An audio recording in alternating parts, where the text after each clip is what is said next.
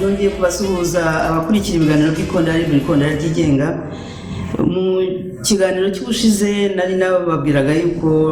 nababwiye ko turi buvugane na Bwana Sylvestre Nsengiyumva tukaganira ku bitekerezo n'ubutumwa wagiye mutugezaho muhereye ku biganiro twagiranye cyane ibyo twagiranye kirebana na Revolution 59 aho mu busesenguzi bwe yarangije asa n'uwibaza tese Revolution 59 yabarageze ku nshingano zayo. Icyo kiganiro ntabwo twashoboye kugikura kuko hari amakuru yavugaga muri iyo minsi yajyanywe yerekeranye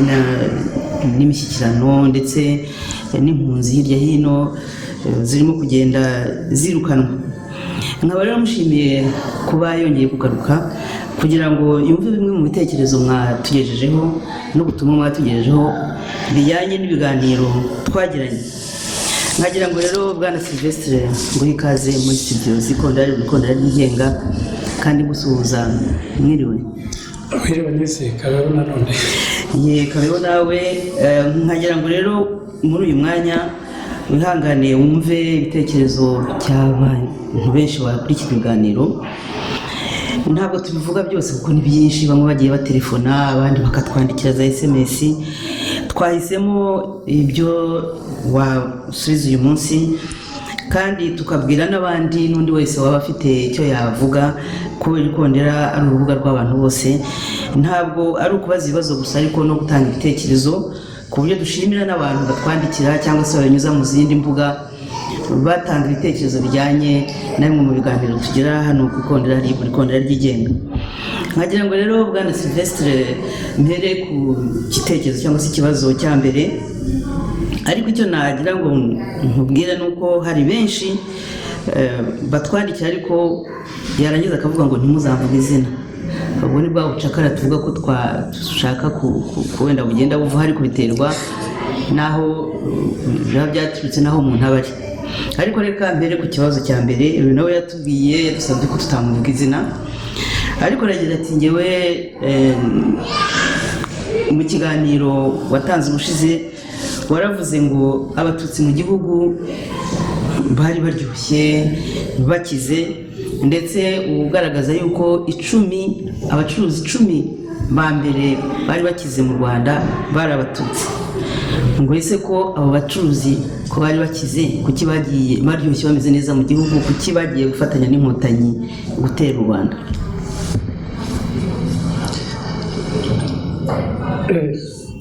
Voilà. Navuze ko bari socio-économiquement intégrés. Ko twavuga donc mu Kinyarwanda navuga ko bari intégration, mbese c'est un concept sociologique ivuga ngo muri iyo société turimo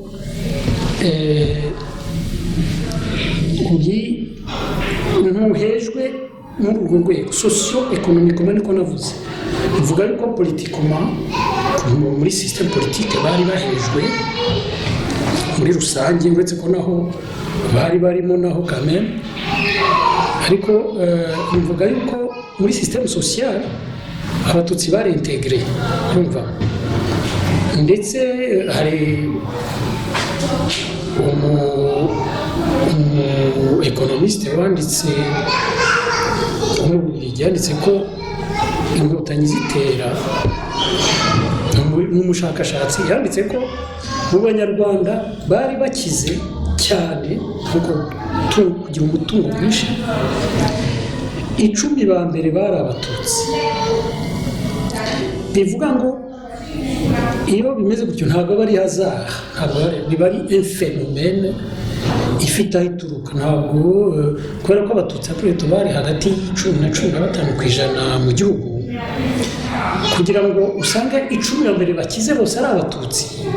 Kuvuga ngo amategeko agenga ubuhahirane n'ubukungu aba yajemo, donc les lois du marché habajemo MBA, habajemo hari ikintu kiba cyajemo kwica amategeko agenga ubuhahirane. Ko amategeko agenga ubuhahirane yabaye nk'uko bisanzwe les lois du marché zakoze uko bisanzwe wari usanga mu 10 wa mbere bakize tuvuga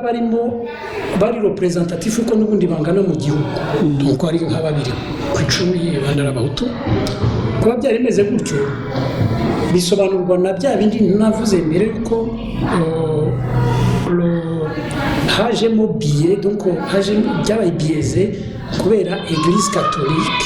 yafavorizaga cyane abantu b'abatutsi kurusha abahutu mbese akaba babonagamo akazi bakabonamo uburyo bwo gukora bizinesi kabafasha etc. Ikindi cyaje kujura ngeka nuko kubera ko mu bihugu twari duturanye ko igihugu cy'u Rwanda ni igihugu enclave kitagira icyambu ku nyanja burya kugira ngo ubashe gukira mu Rwanda ureze level runaka niveau runaka ugomba kuba ukorana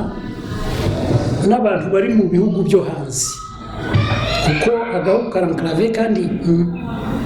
marché nto isoko militoya la demande solvable kuvuga abantu bashobora guhaha bafite ubushobozi ni bake niyo mpamvu burya abantu bakira mu Rwanda akenshi nuko baba bacuruzanya n'aba bafite des partenaires hanze ubwo rero kuba hari impunzi z'abatutsi zabaga cyane cyane mu bihugu duturanye no hanze hirya nabyo byagize MBA donc byatumye abatutsi baprospera cyane cyane dans les affaires muri ibintu bya business donc muri rusange bari socio-économiquement bari intégré kurusha abahutu ibyo ndacyafirma noneho kambaza uti se ko bari bameze neza gutyo uti kuki twabonyemo abagiye gufasha inkotanyi ndetse benshi ndetse n'abari bakize cyane nka twabakaje kwa Valence abantu bavuga ko yashobora kuba ari we muntu wa mbere mu Rwanda wari ukize kurusha abandi bitwa Barabigara n'abandi benshi bafashe inkotanyi batabihakana babivuga n'ubu icyo kibazo nanjye nakibajeho kenshi kugeza igihe nkiboneye igisubizo numva ushobora kubaza uti igisubizo wakibonye ryari igisubizo nakibonye nanjye ariko ejo bundi mbaye mu Rwanda rushya ubwo nari ndiyo nanjye ejo bundi nanjye nari socio-économiquement intégré muri Rwanda rwabo ntawe winjiye muri business wari donc nabonye akazi keza poste ikomeye nyuma banamvanyeho nkora business nkora centre d'expertise en développement nakoreshaga abakozi 18 afite amamodoka afite n'imodoka bitaga Merci Kagame nyine bampaye n'umuyobozi kijipe nafite ikamyo ikora ubucuruzi nafite societe nafite na societe y'ubwubatsi nkabona n'ibiraka bya leta mfite mbese ntuye mfite amazu muri quartier y'abakire etc. nari meze neza mbese socio-économiquement nari intégré ariko ndibuka yuko nahoranaga umujinya wa revolution igihe cyose ngahora ndakaye ndetse ku buryo hari igihe navuga nti ubagize nk'abahutu batera rwose bagatera bitwa abahutu baturutse za Ruhengeri cyangwa y'abacengezi tusa nashoboraga kujya mbaha nk'icya kabiri cy'umushahara wanjye cyangwa cyayo nukaga ubundi ngiziri ku mukara mbese fundraising nkabafasha kuko hari igihe nicaraga navuga nti bano batutsi bafite agasuzuguro ka gitutsi navuga gutyo niba bano batutsi naba nanyoye wenda n'akabye kuba yagiye namugare nkanyukira cyangwa none ubwo agasuzuguro gusa ni bafite akanya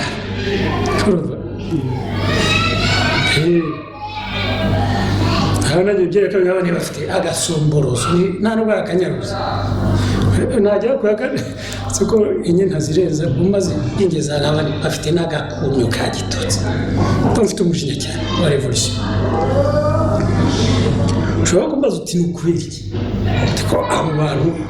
iyo ngoma nta kitari yaguhaye icyo ni ukubera iki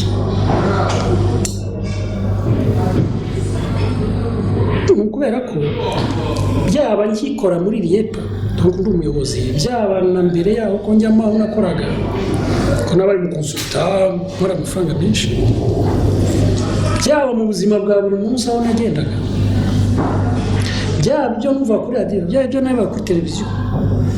buri kintu cyose cyabaga kiri aho kigomba kunyibutsa yuko abahutu bakoze jenoside kandi ko mbavukamo c'est-à-dire niba baba ari umushuti yanjye twari rusengera kabiri ntiyaguraga akantu ko kunjobora bati ariko bene wanyu mwakoze jenoside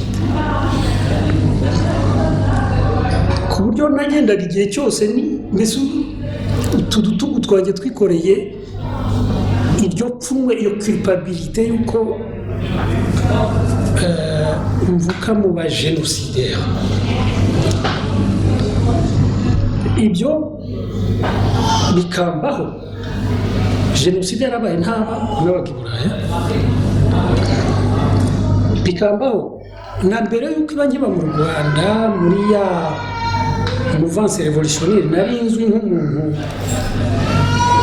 urwanira uburenganzira uhirimbana kugira ngo abatutsi baticwa muri za association nari nashinze Kanyarwanda muri PSD discours yanjye yarizwe ariko ngafatwa gutyo kubera ko leta ingoma iriho yafashe icyemezo cy'uko bigenda gutyo yuko ibyo ikora byose imyitwarire ya disikuru ibyo bakora byose bigomba kujyana yuko buri muntu wese agomba kumva ko ari umujenoside ko avuka mu bajenosideri kandi n'abantu bose bakamufata kandi bakabimwumvisha buri munsi. Ibyo rero bidetermina icyo bita souffrance psychologique iteye ubwoba, donc bene ka kababaro ko kumva ufite injustice feeling, donc ko ufite akarenga, donc wumva urenganiye, ufite sentiment de justice ihoraho, ufite akarengana ugendana nako ahantu hose ufite akarengana, wumva urengana witirirwa ibyo utakoze kandi ukumva ko bitari bikwiye, noneho ukabona ko kubera ko iyo ngoma ariyo responsable w'ibyo bintu wifuza yuko yahirima, n'uwashaka kuyirika wese wagufasha, niyo waba uri umukire, niyo waba uri socio-économiquement intégré, utunze bya mirenge, kuko umuntu n'abafaransa bavuga ngo l'homme ne vit pas seulement de pain, ntabwo umuntu abeshwaho n'ibiryo gusa. Njya kuguha nka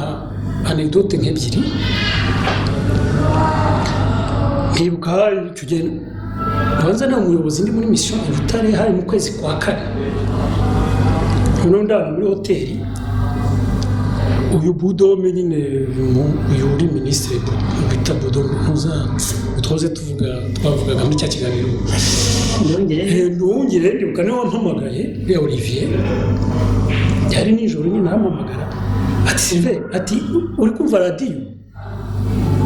Ndabona oya. Ati fungura radiyo, ati wacika, ati yaba abantu tuzabakira, ati fungura, umva, ati turapfuye. Noneho mfunguye radiyo, donc nahise ubwo nsaba kuri hoteli bafungura radiyo, mpita ngifatira ikiganiro ko cyari kimaze umwanya munini. Hari ikintu cy'igitaramo cyarimo kibera nyine hafi y'aho abantu ngire bari batuye nyine ku Kicukiro hitwa Nyanza. habereye masakre y'abatutsi muri 1994 ikomeye. Donc bari bakora igitaramo cya veye cyo kwibuka nyine ibyo, hacanye imiriro, abantu bafata amadisikuru bavuga. Noneho nifungura radiyo mpita numva umuntu w'umudamu umwe aravuze ati njyewe, ubwo byaca kuri radiyo wani direct, niba televiziyo yari iriho ubwo byacaga bino kuri televiziyo. Umudamu umwe ahita avuga ati ndagira ngo mpamagarire abantu bose, abana b'abakobwa bose b'abatutsikazi, ati yuko nta n'umwe uzongera kubumbura amaguru yayabumburira umuhutu. Urumva ibintu nk'ibyo kwa donc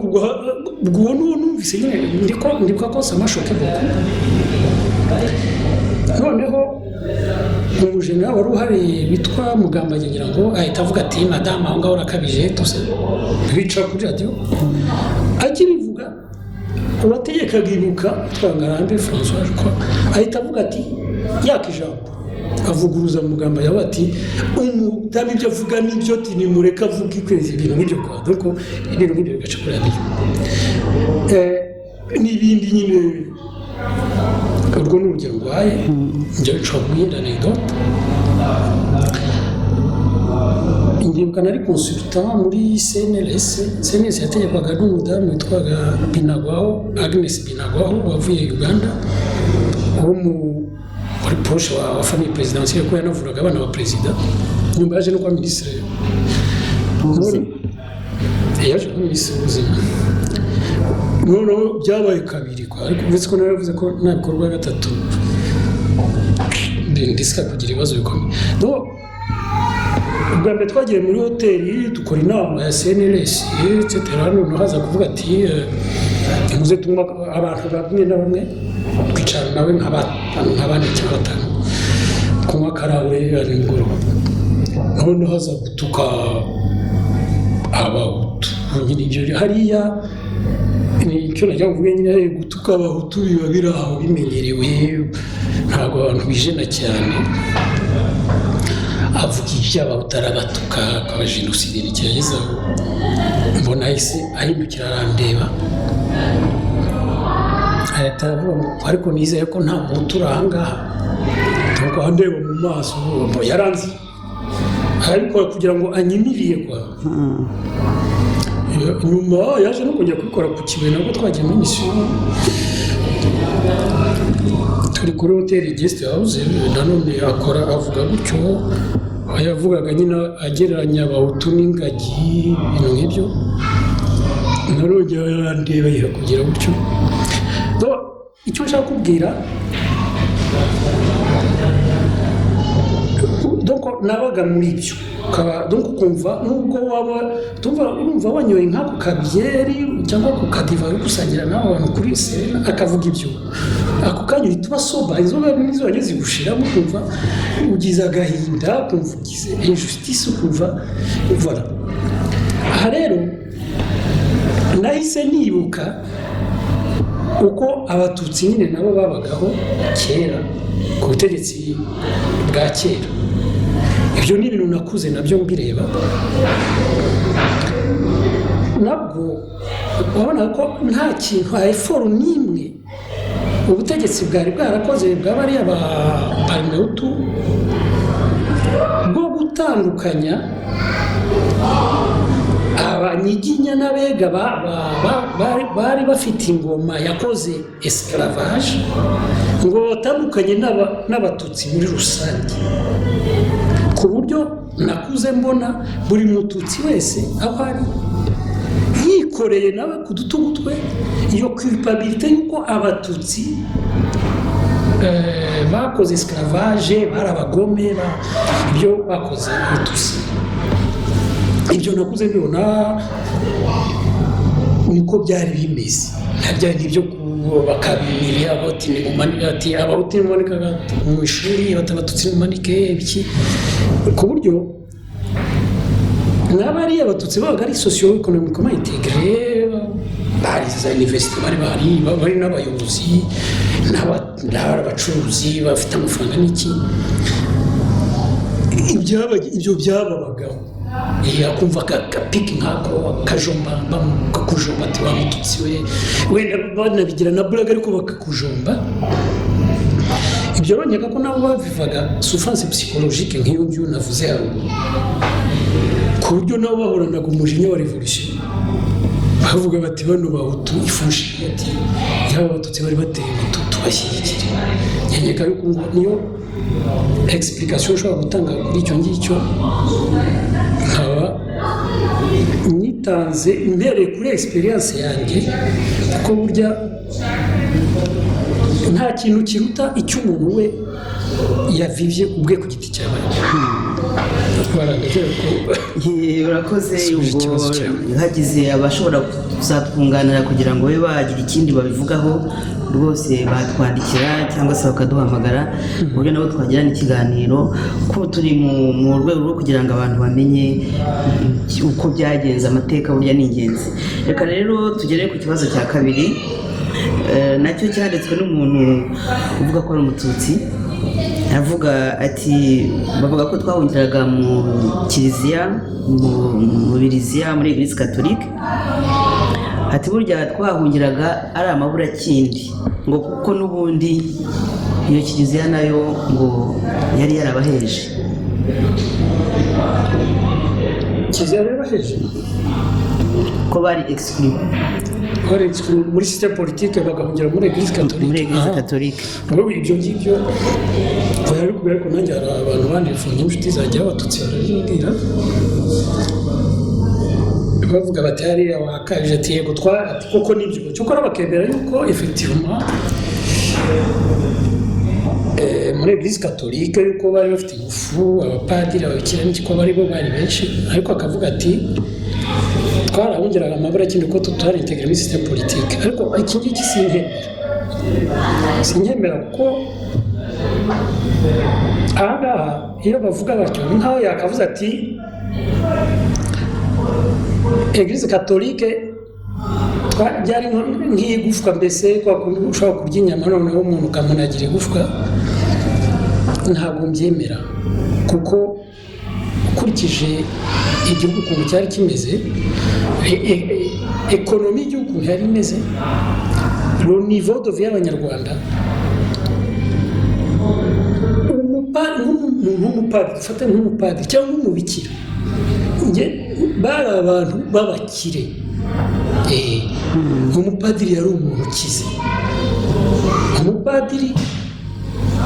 yarushaga niveau de vie nk'umudirecteur general muri ministeri wa wundi utariye ruswa. Usanzwe urumva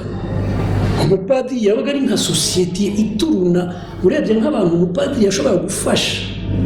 umuryango we cyangwa batari mu muryango we, kuko umupadiri burya njye nize muri Grand Seminaire, donc niyo mpamvu mbizi, yabaga afashwe en charge ku bintu byose na Eglise, noneho bakamuha pécule, bakamuha argent de poche y'amafaranga atari make, yari menshi. Noneho hejuru y'ibyo burya abapadiri hari n'ukuntu yabaga ari connecté ku bandi baparteneri ba kiliziya, abo bitaga ngo abagira neza bo hanze, ibiki twawe nije runaka. Donc hari possibilité ko umupadiri agira des revenus ziva hirya no hino, cyangwa agira ubushobozi bwo kuba yafasha abantu benshi. Ntabwo rero bavuga yuko Eglise Catholique yari ubuhungiro. Ndavuga ku byerekeye imibereho byo mvuga, kuko hari izindi wenda dimension tuvuye kuba batararongoraga, ibyo cyo ni ikindi kibazo. Ariko ku byerekeye imibereho ko nibyo nge navuze ubushize, ntabwo nakwemeza yuko Eglise Catholique ari ubuhungiro. Eglise Catholique nongere mbisubiremo, yari umwe nyuma ya leta, niyo yari umukoresha, yashobora no kuba yararushaga leta kuba umukoresha munini. Donc ntabwo rero bavuga yuko Eglise Catholique ari ubuhungiro. None Eglise Catholique yari imeze neza, abantu no personnel y'abantu bakoraga muri Eglise catholique n'abakoraga muri za services auxiliaires zayo muri rusange bari bameze neza kurusha la moyenne y'abanyarwanda. Ibyo mbisubiyemo kwa urakoze. Reka tujye no ku kindi kibazo cyangwa igitekerezo. Uyu watwandikira aragira ati ibiganiro bya Sylvestre narabikurikiye ariko hari aho ntemeranwa nawe. Yirengagije ko kugeza muri 1973 revolution yari igikomeza, coup d'etat ibaye babica bose, abatutsi barongera bagira ingufu zo kuyihagarika. Uzamumbariza uti ko bose bari bishwe, yumva yari gukomezwa nande? Kwanza ndagira ngo umukosora gato, ntabwo ari kumukosora kuko ibyo discours ndayumva cyane, wenda tuzabigarukaho igihe tuzavuga. Twari twavuze ko tuzaganira ku mateka y'iriya ngoma Nyiginya, n'ubundi tuzabigenera umwanya wacyo. aho ngaho avuga ngo revolution ngo Habyarimana yahagaritse ngo noneho ngo abatutsi barongera ngo bakomeza kwica, si uko avuga. Iyo avuga abatutsi encore une fois nyine nk'ibyo naze mvuga mu kanya, arageneralize. Yari kuvuga wenda ati abaristokrate ba kera nyine babandi navuze bagumye muri système social, ati babona noneho bariyepanuisa kurushaho. Kandi koko ibyo nanjye ndabyemera ku ngoma ya Habyarimana. Baba aristokrate navuze bari barasigaye muri système social, muri Eglise catholique etc. bagize ingufu kurushaho. Ibyo ngibyo ndabyemera, ariko ntabwo yavuga yuko aricyo cyatumye revolution ngo ihagarara, kuko nk'uko nabivuze n'ubundi abarevolutionneri bo muri 1959 b'abaparmehutu ntabwo bari bageze batangira kurevolutiona système social, bari barabyihoreye. Kandi nkeka yuko ari babyumvikanyeho n'abazungu bo muri Eglise catholique, nuko abazungu bashakaga. Abazungu bo bakonsideraga yuko ibyo ngibyo byo bizatanga a terme, bizatanga harmoni hagati y'amoko yombi. Bakaba bati reka abantu bahutu bakontorole système politique, abanze bayistabilize, ko bafite ubwoba yuko regime ya kera yabaca mu bihumye ikarestora. Atariko le système social quand même tureka abatutsi nabo biyepanuisemo, noneho bizagera igihe buhoro buhoro yubaka harmoni, yubaka international. Yenyeka ko yari kandi wenda byari inoptions ko alors Habyarimana yaraje, nyeka ko yakomeje ikintu yakoze, yakomeje muri option ndetse we arayirenforce, kuko no muri discours fondateur yavuze ko abatutsi bari barenganye, yuko aje kuvanaho ivangura ry'amoko. Donc uvango yaraje noneho guperimeta ko abatutsi noneho nabo baba integre no muri système politique. Kandi koko ibyo yakoze formisha akoreka mvuga imwe gusa ngiye nibuka, yazanye ibyo byise équilibre, c'est ça bagitaga équilibre, iringaniza. Abantu baranabigwanije njye kugeza ubu ntabwo ndasobanukirwa impamvu abantu barwanyije iringaniza,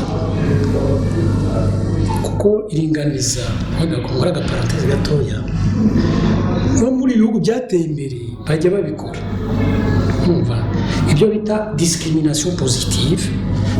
ni za politique volontariste leta ikora ikintervona kugira ngo des minorités zimwe na zimwe zidashobora kuba integre kubera ko bari minorité badafite za réseau zo kwintegra.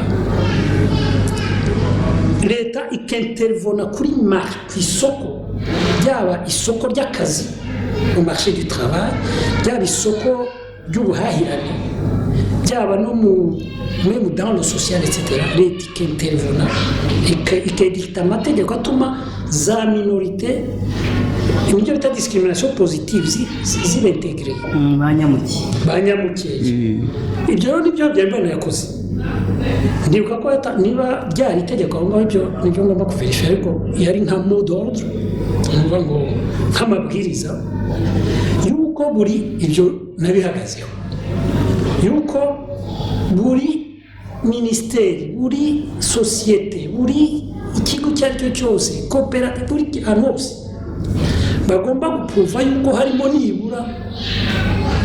20% b'abatutsi ibyo ngibyo byabayeho donc urumva ko abantu barabikitse njyewe sinzi impamvu babikitse iringaniza barasebeje cyane je n'ai jamais compris kugeza ubu ariko urumva ni c'était un geste yari yakoze yo kugerageza noneho kwintegra n'abatutsi muri système politique urumva aha rero ikibazo cyawe doko yabazaga ngo yavuga ngo revolution nyine ngo yarahagaze kubera abantu bishwe 73 noneho bihingufu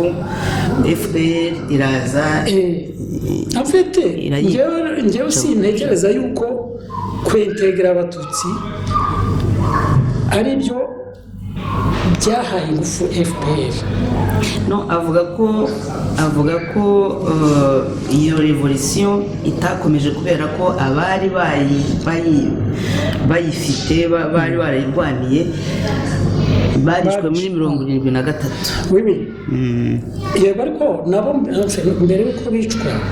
yuko bicwa ntabwo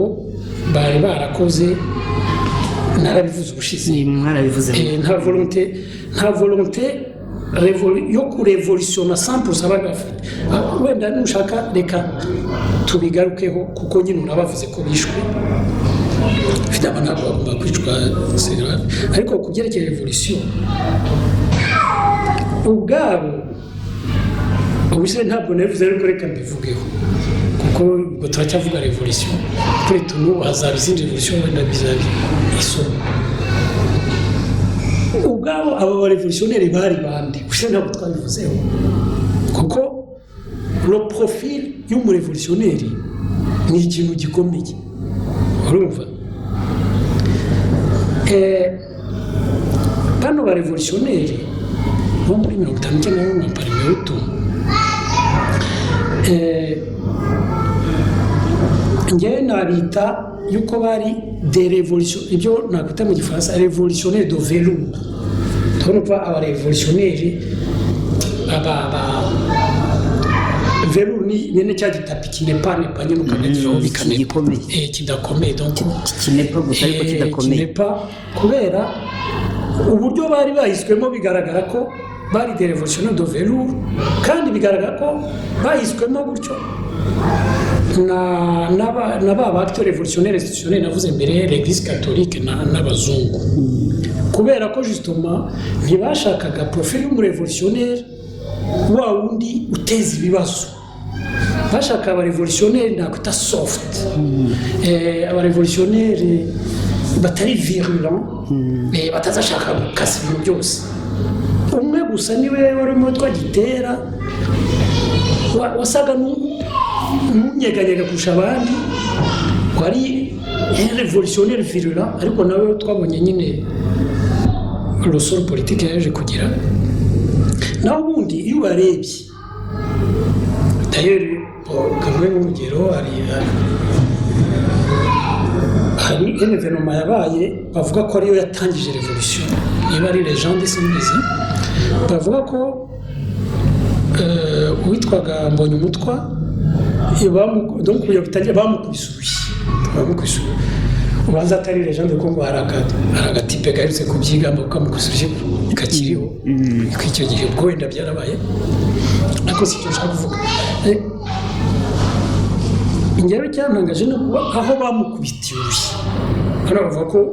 bavuga ko bamukubise urushyi ngo avuye mu misa tuvuga ari ku cyumweru avuye mu misa kwa deja birakwereka yavuye mu misa rese vuga aho nanjye kwiteza ku bintu by'amarevolisiyo nawe se buriya muntu yavuye mu misa gukora yikikwa ko ubundi nta murevolisiyo ujya mu misa ndavuga misa n'ufepa ntabwo ushobora kwimagina par exemple nka Che Guevara ngo yagiye mu misa cyangwa Kassim ngo yagiye mu misa donc ibi birerekana l'ambiance révolutionnaire icyo gihe na profil y'umurevolutionnaire yewe umuntu ujya mu misa hari uko byarimo bicika nyine hari muri effervescence révolutionnaire ubwo c'était ngo yambaye na costume urumva bambaye costume cravate amafoto yabo tubona ko bameze bambaye n'inkweto nziza zihanaguye basokoje neza etc bose donc le gendre idéal wa muntu wahiswemo kubera ko ameza atyo kugira kuko bavuga kuko l'église catholique yateguraga jitoma ko revolution ikorwa kuri iyi ku buryo bwitonze idahutaje cyane kubera ibyo ngibyo ndetse iyo mvuze ngo gendre idéal c'est même au propre ko l'église catholique yaragiye no muri izo détails ku buryo usanga urebye nk'abareba revolutionnaire pratiquement hafi ya bose nka 80% bazwi uretse nabo bo hejuru no kugera hasi babaga ari abantu barongoye abakobwa barongoye abagore bavuka muri za milieu z'ibwami ntabwo barongoye abatutsikazi basanzwe barongoye abatutsikazi kandi babana b'abashefu cyangwa ibintu nk'ibyo nyine ukabona ko bigaragara ko ari un phénomène byakozwe volontairement kugira ngo justement soit bahitagamo kubera ko barongoye cyangwa se bakavuga ati umugore yateye kuriya kugira ngo bigaragara ko le profil du révolutionnaire icyo gihe yagomba kuba umuntu nyine ukora revolution ari kuri soft donc rero ntabwo wavuga ngo bari bafite volonté yo gukora revolution totale ngo iyo batabica ngo bari gukora revolution totale je ne pense pas kuri wowe bariya intwari za revolution nk'uko tubita kuri wowe nta profil ntabwo bari bafite igihagararo cyangwa se ntabwo hari abantu bagenewe gukora revolution nk'uko bisobanura bari bafite ubushake bwo gukora revolution ariko l'ambiance révolutionnaire icyo gihe donc la galaxie révolutionnaire icyo gihe ababarushaga ingufu babahisemo gutyo waba utameze gutyo bakakumodela mbese nko kukubumbabumba ku buryo umera utyo bakongera bakabucura ku buryo umera utyo kigiye byo kubashyingira abakobwa ntabwo ari ibintu kuba bose hafi ya bose bari bafite abagore b'abatutsikazi kandi batari abatutsikazi du peuple c'est un phénomène ntabwo ari hasard tu comprends kuko barya muzi urabona Kayibanda afite umugore uvuga ibwami mbonye umutwe Makuza umugore we yavaga rimwe na Kagame cyangwa ni kuzine buriya Makuza Bernard ni kuze wa Kagame donc bari abibwami tusa et puis no mu byaro abandi ba revolutionnaire batazi njye mon père nawe parmi autres ngo mutusigaye babaga wabasangaga ari uko bijya ko hari ubushake bwo gukora revolution de velours bigaragara ariko gusa nkuko navuze conséquence byagize iri kuri njyewe iri dramatique ariko ntabwo mu revolution bashobora kubyantisipa ntibashobora gutekereza ko bishobora kugira izo conséquence ni kuriya yuko byoroheje restauration ko la révolution de velours yoroshya restauration cyane byatumye ubutegetsi bwa kera bubona kuko ubundi ubutegetsi buvuyeho bukorewe revolution uko bwagenda kose buhita bugerageza gukora restauration haba des tentatives donc rero c'est normal ko haba des tentatives hano rero le fait ko revolution yabaye de velours byoroheje abashaka gukora la restauration sur le terme babigeraho. Murakoze, reka tugere no ku kindi kibazo. Hari uwanditse ati wazabaza Nsengiyumva Sylvestre ukuntu abantu bazongera kugirirana icyizere bityo bagasenyera ku mugozi umwe w'impinduramatwara. Ati uwo mwafatanya urugendo bucya yakwihakanye. Abana Abahutu ndetse n'Abatwa ubu barashakisha kuva hasi kugera hejuru ahantu baba bafite inkomoko ku Batutsi. Akongera Abatwa mbese bari mu kahe gatete muri iyo mpinduramatwara cyane cyane ko nta ruvugiro ubu bafite kuko ari ba Nyakama. Ubushize numva nabivuze ibyo ngibyo by'Abahutu n'Abatutsi n'Abatwa. Navuze yuko ayo moko arahari ariko ayo moko ntabwo ari za tribu, ntabwo ari za communauté comme telle au sens nyine sociologique y'uko concept nk'uko nabivuze ubushize, ku buryo biragoye kugira ngo wubakire za politike ushingiye kuri ibyo ngibyo, byarananiranye. Ubu rero kugira ngo usubize ikibazo cyawe cy'uwo muntu yabajije, birasaba yuko nkuko nabivuga yuko abantu bahindura logiciel, ntabwo mvuga ko amoko agomba kuvaho, ariko abo bantu bagomba kubireba uko bimeze, ntibagume kubifantasi uko bitameze. Ibi ngibi bya fantasmagorie byazanywe n'iriya ngoma ya cyami. Urashaka kuvuga iki vuga fantasma yuko amoko y'u Rwanda ashobora kuba za tribu, donc bakaba des communautés, aho bati twebwe turi Abahutu, twe turi Abatwa, twebwe turi Abatutsi. Ntabwo bikunda mu Rwanda, kuko amoko ariko ntabwo ari za communauté, kuko abantu barivanze, abantu bivanze ku misozi ahantu hose baraturanye, abantu bivanze bararongoranye bagize bati, ariko abakiri mu bucakara n'Abahutu.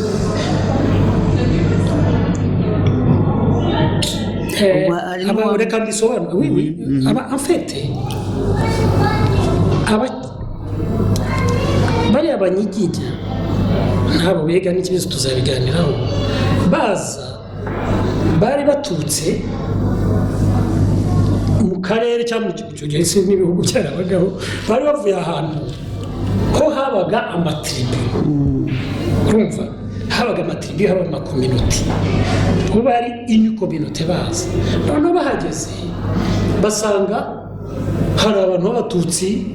kuko ngo tuzabiganiraho biriya bavuga ngo twabaje imbere ngo nyuma haza Abahutu, ngo nyuma haza Abatutsi ngesinge. Anyway, donc abo baraje iyo groupe baje aho basanga hari Abahutu n'Abatutsi, tuko basanga bo babana nk'uko bisanzwe kwa bavuga mu Kinyarwanda. Noneho bashaka guforsa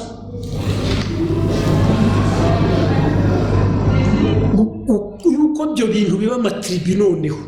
urumva, kuko bashatse kugira ngo babashe kuyobora abantu basanze aho kandi babatugwije n'iki cyose, bashatse des clients. Turakorana nandi muri abo, noneho bareba bajya gusa nabo nyine kugera ibya morphologie, urumva,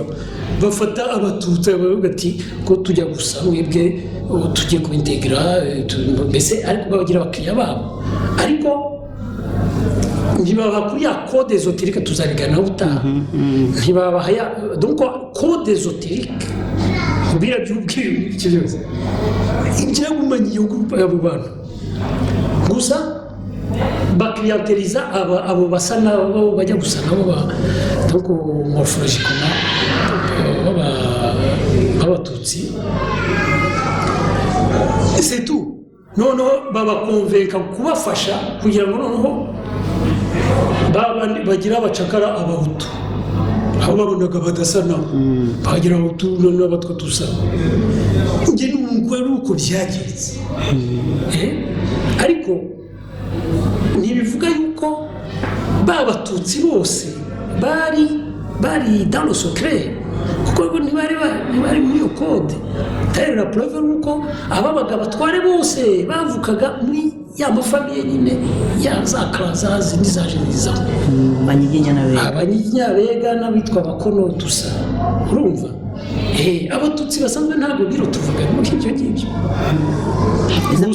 bavuga kujya mu mijishi urwo ni urugero abo batutsi basanzwe bajyaga mu mijishi kimwe n'abahutu oya nono abatutsi basanzwe bagizwe abakiriya bafasha se groupe là kwesclave donc ni nk'abakozi babo kubafasha kuko ntabwo bashobora kuyobora bonyine bari bake cyane donc bari bakeneye des clients urumva bakeneye des clients ariko nk'ubu urabona uko ingoma yagarutse nk'urugero nk'uko ingoma yagarutse ubu ngubu abantu bamaze kubera ko icyo gihe ya Kansanza etc ariko ubu ngubu abantu bajijutse abantu bagenda babisobanukirwa hano nk'abatutsi du peuple basanzwe batangira ati bya bintu ntabwo ari ibyacu kakazo ntitukareka urumva bati turakubitika urumva niyo mpamvu Paul kujya gusubiza ikibazo cyawe amfete iki kibazo cy'u Rwanda cy'amoko ni complexe ariko gishobora kubonerwa umuti abantu baramutse babashe kwidentifia neza ninde urenganya undi kuko hari urenganya hari n'abarengana urumva ntibyivangavanga ntabyo biri bavugaga none se ko bavugaga ngo abahutu bafite ubutegetsi kandi twamaze kubona ko ku butegetsi bw'abahutu muri rusange abatutsi bari bameze neza kurusha abahutu ariko ugasanga akagurupe kari hejuru karabashije gukiriyanteriza abahutu bose bakitwa ko bari ku butegetsi kurumva none c'est pas comme ça ntabwo uko biba bimeze mu bindi bihugu kandi cyane cyane ahantu hatari za tribu babasha kubidemera hano par exemple n'ahangaha mbere ya revolution mu Bufaransa babasha kumenya bati akazu n'aka les nobles barazwi babaga bari dispersé ku gihugu ariko abo nobles babaga bazwi aribo bafite les avantages no kujya kubakora revolution nubwo bwose aba noble babaga par exemple barakiriyantirije abo bitaga les bourgeois urumva ariko muri revolution aba bourgeois nabo bakoze revolution contre les nobles bafatanya na le peuple sibyo ona babashe kubidemera mu Rwanda rero ifuko abantu bazagira ko tubidemera twaba tuti nubwo bwose abatutsi bitwa ko ngo bari kumwe n'aba ngaba n'ingoma ariko bari kumwe nk'abakiriya gusa bari bakwiye nabo kuba mobilize muri revolution bagafasha abacakara kugira ngo ibintu bihinduke kuko nabo ntibishimye yego ntabwo babaye nk'abahutu urumva ça c'est clair ariko nabo ntibishimye hari za droits zabo batabona ngega ko igihe tugomba kuzagera aho ngaho tukava kuko façon ibi ngibi by'ubwoko ntibimarisha ushobora kuvuga uti ngenda mobiliza abahutu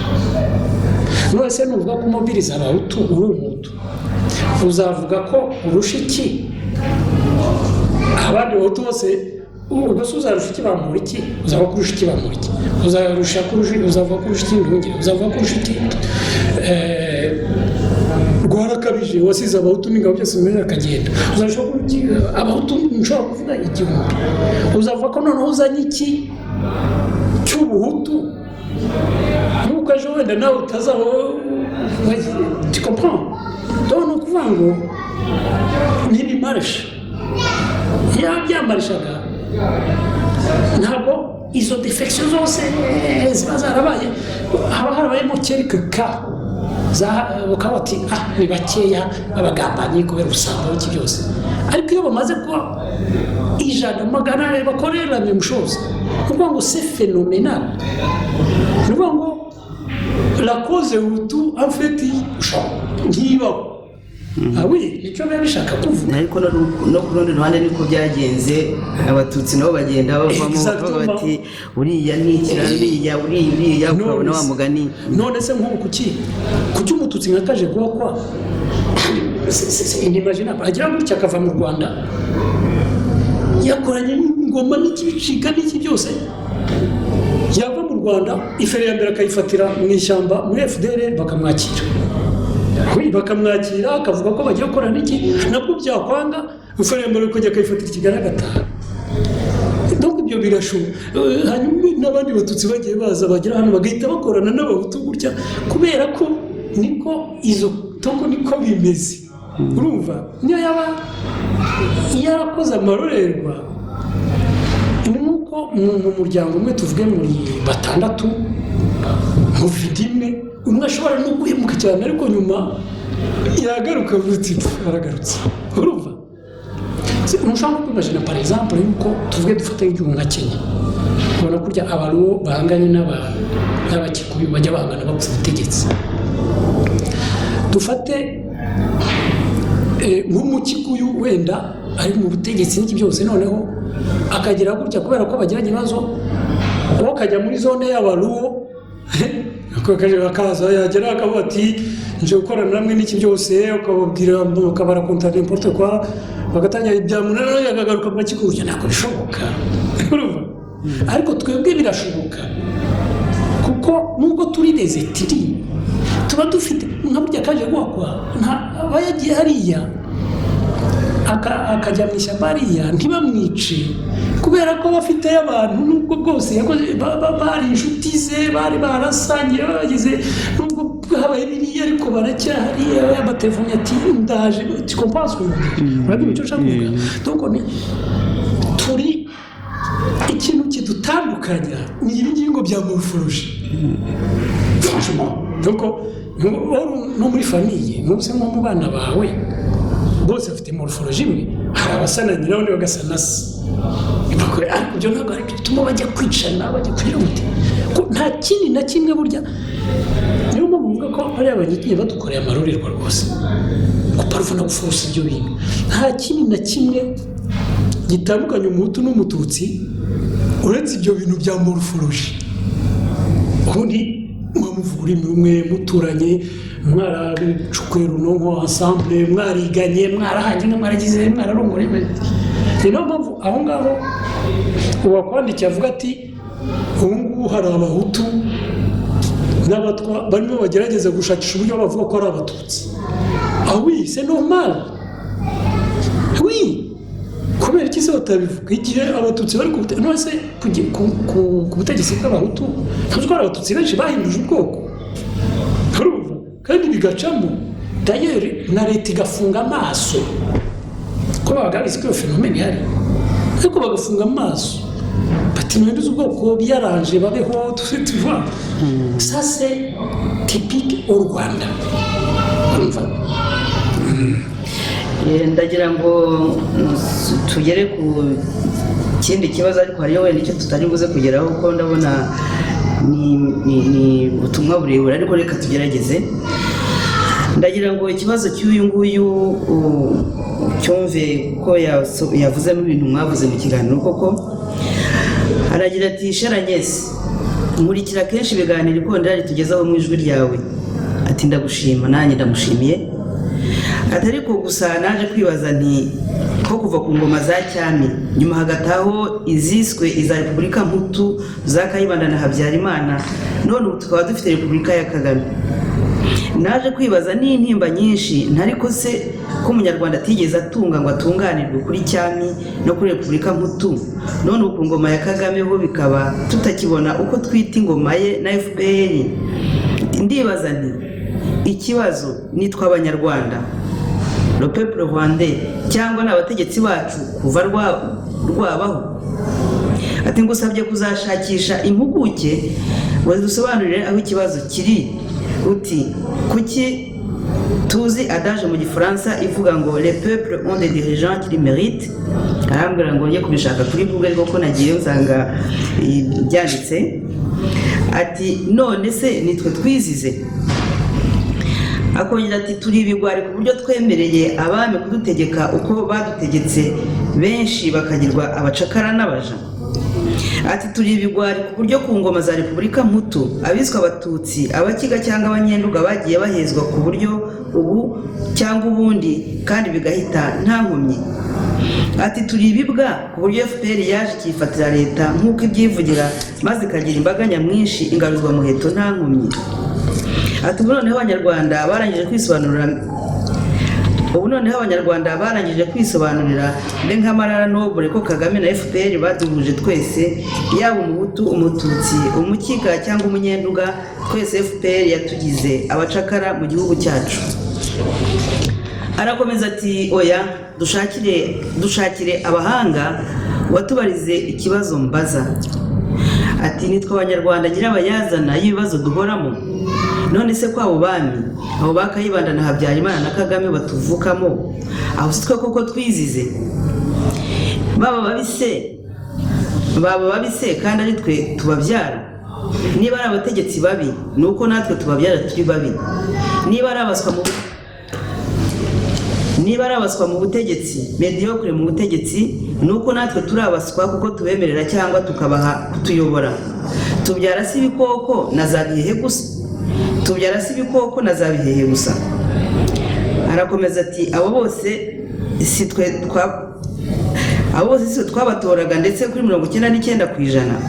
Ese iyo tubanenze kuki twemera gukomeza gutegekwa nabo? Uti nuko dutinya kuraswa. Abo se baturasa si abana bacu batuvukamo? Kuki tubatinya? Kuki so bakwemera kutumishamo urusasu ngo nuko babitegetswe? Ese turi babwoba? Turi ibigwari cyangwa ibibwa? Turi kabiragani? Turi bwoko ki koko? Ati oya mbariza ndakwinginze. Urabona nk'iyo text umuntu aba yanditse, mbere yo kuyisubiza umuntu ushobora kwishyira mu mwanya we. Imagine umuntu aricaye yanditse text yeshya gutyo, ukuvuga ngo ni ikibazo kimuremereye, ni ikibazo kandi ubona watinyutse kwicara akabyandika wafashe umwanya we. Abantu bose bibaza icyo kibazo. Ushize numva nabisobanuyeho gakeya aho navugaga Etat nation icyo nita igihugu. Navugaga ni igihugu kigizwe n'ibintu bitatu, donc territoire iri muri frontière zayo, hanyuma hakaba le peuple, donc ibyo yavugaga abenegihugu, noneho hakaba na regime y'ubutegetsi no gutwara no kwitwara abo le peuple iba yarishyiriyeho. Regime peuple yishyiraho kugira ngo étant donné le territoire, ko territoire yo ntihinduka, kugira ngo babashe kwiorganiza babe kuri iyo territoire, bayibyaze ibyo igomba kubyara, babane voilà.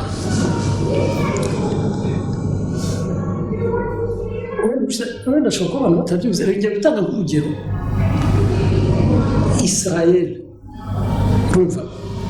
Israel muri intambara y'isi irangiye, Abayahudi bamaze kwicwa, dore ko hamaze kuba jenoside y'Abayahudi, baravuze bati ntacyo, bati twari dukwiye kugira igihugu cyacu. Urumva noneho baricara bati peuple yo turahari, donc le peuple juif existe hirya no hino tunisperse. Bati dushake territoire. Urumva bashatse kujya bashaka kujya Uganda, hari ibihugu bitatu, hari Uganda, hari Argentine, hari ya Palestine. Bahurari ya mu Suisse bakora inama ibyo bitaga l'agence juge mondiale, noneho badesida ko bazajya hariya Palestine bati niho twaturutse kubera Bible tuzi amateka. Bahageze rero ikintu bakoze ngiye nyine giteza intambara kugira ngo babone territoire, donc batangira bagira inyota, umwe akaza akagura ubutaka bw'umupalestine hano amubeshya ati ndashaka isambu, ariko ari strategie yari undi akagura ibyuyu kugeza ubwo abapalestine birotuvye, ntabwo nk'ubutaka bwaguraga 100 akavuga ati ndaguha 10,000, ariko ari kugeza ubwo abapalestine birotuvye abandi bamaze gufata ahantu hanini barakoze ingabo barasaba bagenda basimbigaruka. Donc none ubwo babonye territoire, none barangije bumvikana kuri regime runaka bagiye gushyiraho kugira ngo bashe gusubiza kuri iyo territoire no guhangana n'ibyo bihugu bakikije by'abara muri iki byose. C'est ça un état-nation. Bagiye ubwo bubaka un état-nation ufite ubungubu. Iyi état-nation y'u Rwanda nayo ukuntu yavutse nabyo ni nk'ibyo, donc wenda tuzanabigarukaho. Haje abantu baza basunika inka zabo nyine bashaka nkeka ko bari bavuye ahantu izuba wenda bimeze nabi muri yo, noneho bageze ku nkengero z'amazi hariya aho bise Gasabo bashyiranga batari benshi, noneho umuryango urare ko abantu bajya fonctiona mu miryango nyine des familles, comme navuze mvuga ikiganiro twavuzeho mvuga umuryango mu famille ya Rwakagara nyine bari Kagame avukamo, ce sont des grandes familles. En fait, ce sont des régimes familiaux. Umuryango uri hakurya hariya bakawurasa bagafata twa butaka, ejo bakabagira ababo bakavura sukurya etc. Usegeye bakoreye iki gihugu. Noneho rero bashyiraho rero regime. Iyi regime aba bami bashyizeho kubera ukuntu yatinze niyo yakireye iyi peuple, nje kuri iyo peuple avuga, kuko iyo regime itinze iformata ni kubumbabumba umuco, donc niyo regime niyo impoza umuco. Ubuse navuze iyi regime ari ibintu yarishingiye ku nkingi mbi cyane, ku buryo izo nkingi byamaze imyaka magana angahe bimaze kwinfluensa umuco w'Abanyarwanda. Abanyarwanda bagombye kwiyada kugira ngo babashe gusurviva muri ibyo bintu, byatumye bagira indangagaciro mbi nyine. Urumva ushinga zivuze burya tugomba kwemera yuko niba dushobora mu mezi 3 gukora des massacres zingana kuriya, Abanyarwanda bagakurikira abandi muri Kongo bakicamo miliyoni nka zingahe mu mezi 5, burya nuko haba ari ikibazo. Ntabwo ari normal, ntabwo ari intambara isa n'abarya. None se muri Angola habaye guerre civile imara imyaka 28, hapfuye abantu bangahe? Normal. Nukuvuga ngo le peuple rwanda nkuko ubwo yabivugaga, c'est un peuple ifite ikibazo. Rien. C'est un peuple ifite umuco mubi. Umuco se ni umuco ni indangagaciro runaka ziveke, donc abari ibyo bita des valeurs ziveke umuco runaka zirimbi zituma wowe nanjye dore bituma turakora ikiganiro. Ubu ushobora kugenda n'abandi dukora agapoze najya muri toilette ugasiga ubwira bano batekinisiye bauti uriya muntu turi gukora ikiganiro ariko n'umuntu w'umushinzi ati ndamwambike nagaruka umwasanga ukahita wisenze. Donc ibyo parigoro yurabizi kandi donc arituntu twinshi. Donc mu muco wa Kinyarwanda twaragenzanye sikana mubaye mu mahanga igihe kinini waciye no mu bindi bihugu mbere yo kugera hano waba umenye za pepure nyinshi. Hari ibintu biri mu muco wacu tutabona ahandi. Iyo rero mvuga revolution uvuga ngo Sylvestre ngo ni umukangurambaga wa revolution mvuga ntabwo ari ukuvuga ngo duhirike ubutegetsi bwa Kagame gusa. Yego nyine rero uzagomba guhirikwa, ariko tugomba no kurevolution mu muco wacu tukawurovizita tukongera kuwusura bundi bushya. Tutese tumeze duti indangagaciro zacu nizi. Ntuze mvuga nk'ibi ngibi bya hypocrisie biri mu Rwanda hari tubone mu kiganiro twazemo kare. Mvuga nk'ibi ngibi abantu bashobora kuvuga bati nimuze mu filime ibintu byacu biteye ubwoba isi yose itazi byerekeye kunyaza no gukuna, muze mu filime mu gigisha isi yose turi abasambanyi ba mbere. Ariko filime yamara gusohoka bagahita baza bati umusoni yasambanye tumwirukanye ku kazi. Bati nyamasaza manijwe umugore wo muri Afrique du Sud, bati biracitse. Urumva nk'ibyo ni ibintu bizarre. C'est bizarre. Ubukina mu biki. Donc hypocrisie sociétale. Ubucakura ubwenge bwa Kinyarwanda ngo azakwereke ko umwanga bazagurisha ku mwanga umwe yuhishe kutabizi ibintu no byandi batwigisha turi abana. Urumva no ukaba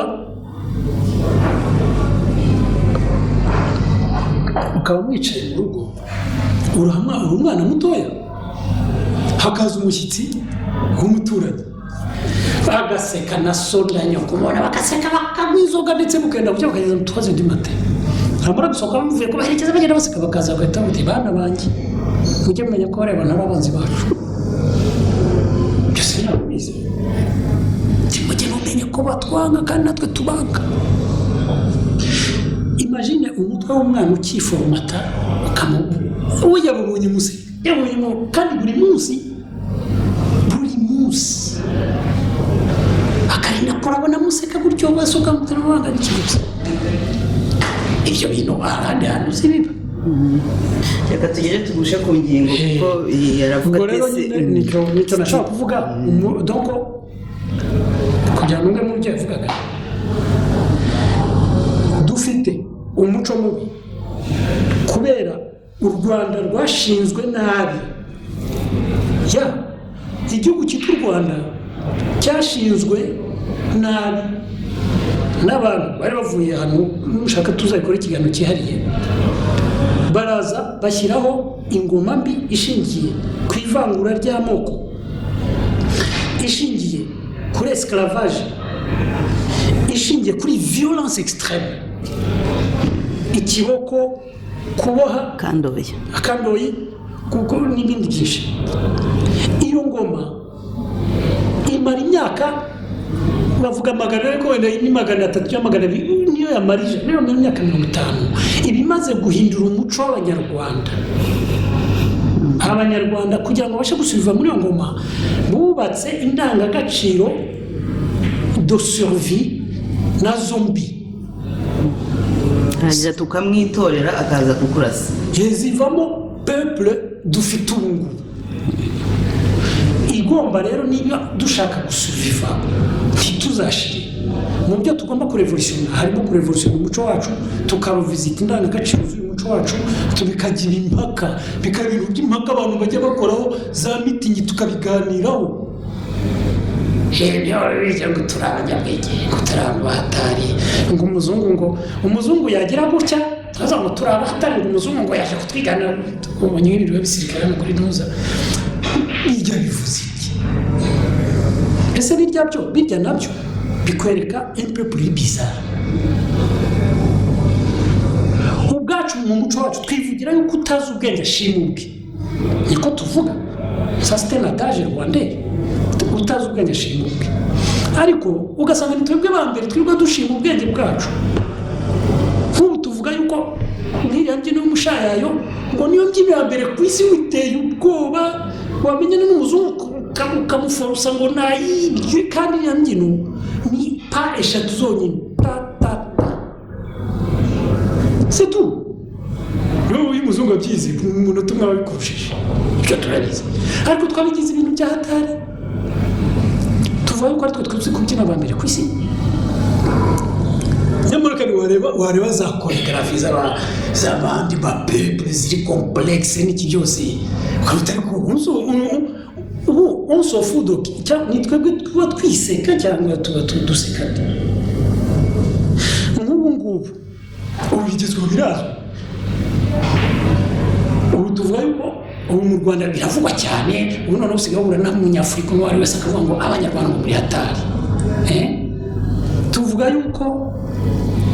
abanyekongo ari ibicucu yuko abarundi ari deko yuko les africains de l'ouest ngo ari débile ko abafaransa barabarungu ituza yuko ngo abanyarwanda ngo turabanyarwanda ngo abantu bose baza kurebera iwacu ibyo murabizi ko nibyo bisirikira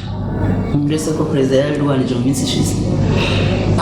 j'espère ko azakomeza akabirwanya kuko c'est grave c'est très grave tukavuga yuko ngo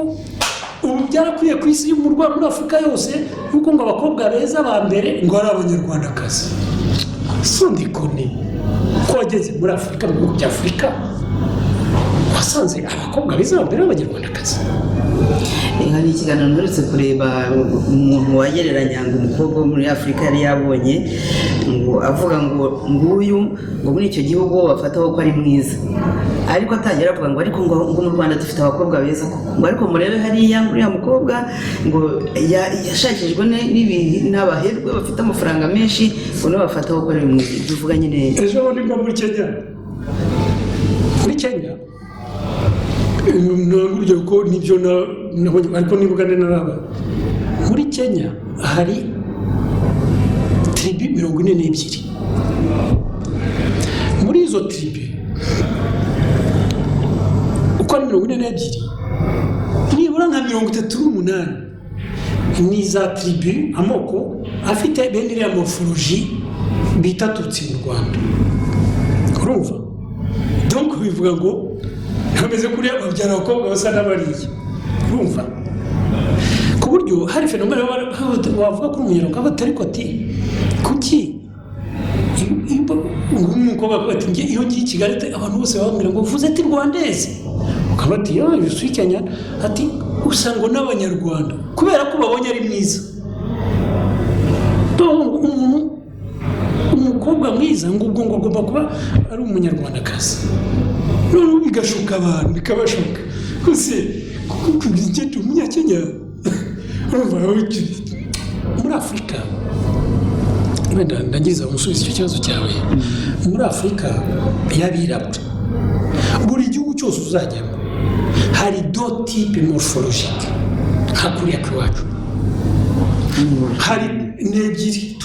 hari iriya morphologie nyine donc irambuye tusa type twakwita tutsi mu Rwanda hakaba ni morphologie isanzwe abo bita bantu izo rero zisanga muri buri gihugu cyose nta na kimwe utabisanga sauf wenda peut-être ibihugu bimwe na bimwe nka za Zimbabwe vraiment ubona ko ari typiquement bantu ariko naho urabaha abasanga donc tumeze nk'abandi ifarite bera rero nabyo ibyo nyine navuga byo kwigumfura ça fait partie imwe mu ndangagaciro z'iwacu ibintu byo gushaka nyamara kandi tuvuga ko utazi ubwenge ashimubwe ariko igihe cyose ugasanga buri munyarwanda ari gushaka kwishyira hejuru y'undi munyarwanda cyangwa y'umunyamahanga ibyo ngo ni urugero ntazi ariko ubwo nizere ko usubije ikibazo cyawe cyerekeye uko ararangiza ati ese turi babwoba turi ibigwari turi ibibwa turi kabiragani turi bwoko ki koko turi nk'abandi gusa tukagira ikibazo cy'uko imico yacu dufite indangagaciro nyinshi abandi batagize ese ubu wari uzi ko hari ikindi gihugu si muri Afurika abirabura bagize abandi birabura esclave kandi biba kimbwira nuko rero ubona duko ni amateka spécial tugomba gutreta spécialement urumva un pays où à des noirs aba noirs une tribu yagize indi tribu esclave pendant 400 ans ibyo ni ibintu twihariye keretse uvuze ko ntacyo bitwaye urumva keretse uvuze ko ibyo ngibyo ntacyo bitwaye ariko ubundi niba wemera ko ibyo bintu ari spécial kandi bifite icyo bitwaye bishobora kugira bifite des conséquences kuri iyo peuple ugomba noneho kubyafunda ukagerageza kugira ukuntu icyo kibazo cyakemurwa kuko ni ikibazo gikomeye kitaba ahandi niyo mpamvu le peuple rwandais itameze nk'izindi ntabwo ifite amateka nk'iy'abandi ni ibintu bidasanzwe nagira ngo ngushimire bwana Sylvestre ntabwo turangije ibiganiro byawe ababikoraho ubutumwa ni benshi tuzongera tubashake niba muzadukundira twizera ko muzatwemerera kimwe no kugira ngo muzasubize cyangwa se muvuge ku ngingo mwagiye musubika muvuga ko tuzabigeraho cyane cyane nk'uvuga uti u Rwanda rwatangiwe nabi ni narwo impamvu iyo peuple abo banyarwanda bameze nk'uko uyu mugabo abajije ikibazo cyangwa se atanze igitekerezo ubwo mukazanatubwira nyine iyo revolution kuri umukangurambaga wa revolution niki cyakorwa kugira ngo revolution niba igomba kuhaba ibyo byasha bya kera ibyo byabayeho bibi bitatumye ibintu bigenda neza abantu bari kuzongera kuba babisubiramo nkagira ngo rero ngushimire cyane nshimire n'abatwumva nshimire n'abakomeje kutwandikira nshimire n'abakomeje gutanga ibitekerezo ku biganiro dukora niyo babinyuza kwikondera cyangwa ku zindi nkoranyambaga ku yindi mirongo nkaba mbashimiye nagira ngo rero niba hari ijambo bagira ngo urangirizeho muri iki kiganiro umwanya n'uwawe nshimira abantu bakwandikiye nanjye bafite abantu baranyandikiye baranefonye kuko ni ukuvuga ngo iyi suje iyi tematike twavuzeho yerekeye revolution nyarwanda ari tematike ikomeye cyane ni tematike ikomeye cyane kuko yahise izana ikibazo cy'uko u Rwanda rwavutse ingoma amateka yayo kuko tuzanabikomeza uko amateka yayo nk'ubu hari abantu banditse kuri ibi kuko nigeze gukomoza ku by'amateka ushize nakomoje ku by'amateka uko yanditswe n'abantu bo ku ngoma ya kera nabonye za reaction ngira ngo babonye hari abantu banditse ku mbuga etc barereza kuri ibyo bintu nuvuga ngo ni tematike interesa abanyarwanda cyane kandi ubona nabo bahise bumva yuko bya bintu bikeneye impaka yuko bidashobora kurekwa gutyo gusa bikeneye impaka uburonge byaranshimishije baba abanefunye bashima yuko wenda hari icyo nongeye ku byo batekereza cyangwa kuri deba haba ari n'abandutse kuko barahari haraba uretse ko nishimira ko abandutse umwe niwe wandutse afite mu nyandiko wenda tuzabiga ko iki gihe ariko ubundi muri rusange ndashimira abantu yuko bitabiriye iyi deba kandi ngasaba yuko ntabajye nyine uzajya uvuga kuri ibi bintu yuko abantu bagutelefona abandi bakaza hano baba bari kumwe nanjye tukajya impaka baba bari bonyine bakararisa ku byo navuze njye ntabwo icyo binderanjeho bipfa kuba ari mu cyubahiro nk'uko watangiye ubivuga nta gutukana nta guterana amagambo urakoze murakoze ndabashimiye